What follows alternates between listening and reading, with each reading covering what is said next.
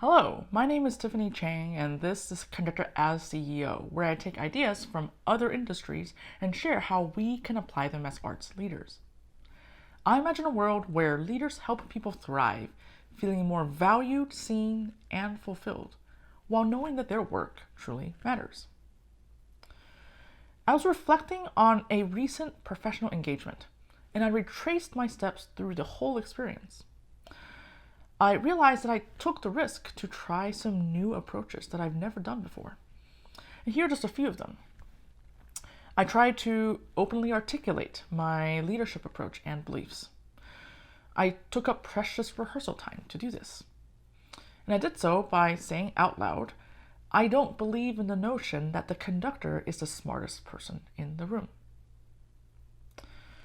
Another thing I tried is to balance direct instructions in rehearsals with asking questions. I left some interpretive inquiries open-ended and unresolved deliberately. I literally did not actually have an answer. And I had several possible thoughts.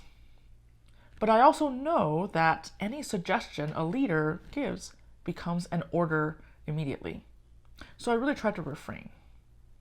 I also tried to refrain from fixing everything and step back to allow space for people to solve problems on their own. And I know that some problems are simply not mine to solve because I don't have all the information nor the expertise. And finally, I tried to ask musicians to share with me how I can help them specifically. I can't read their minds, and my assumptions on what they need may not always be accurate. So I asked them to tell me, and when they do, I can act on it. So all of this was not easy.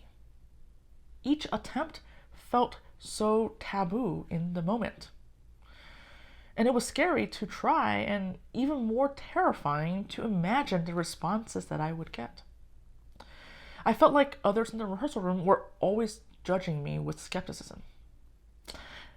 And this could very well be imagined, but it was indeed uncomfortable for me and maybe also for them.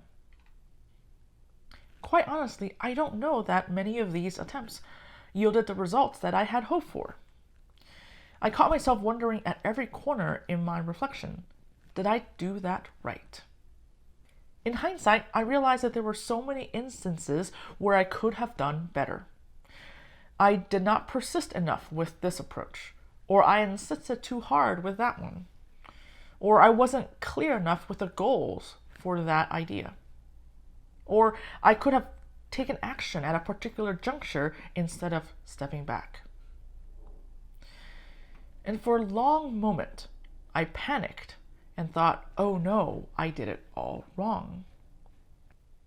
And then I had an epiphany. I need to get it wrong. Getting it wrong is a sign that I'm actually trying hard enough. It's actually not about getting it right, I realized, especially the first time I try something. If I aimed to get it right on the first time, I would be playing it safe. I would only do things that I know would definitely work. I would be doing things the same way as I believe the industry expects and wants of me, because that is also safe. That is not trying hard enough to change and be better. So it is about getting it wrong while having the courage to assess what went wrong and ask for feedback so that I can get it more right the next time. Courage is really only part of the equation. We need to be brave to try something new with the possibility of getting it wrong. Yet, we can't do it alone. Safety is the other part of the equation. That is generated by the people and environment around us. We need to feel safe in order to follow through with the courageous act. Now, what's challenging is that these professional situations often feel high stakes. If I get it wrong, they may not want me back. If I get it wrong, my reputation might suffer. If I get it wrong, I may not be seen as a valid leader. I think we can recognize that this is the silent dilemma we all face when we want to do better. So how could we see getting it wrong as a welcome sign of trying hard enough?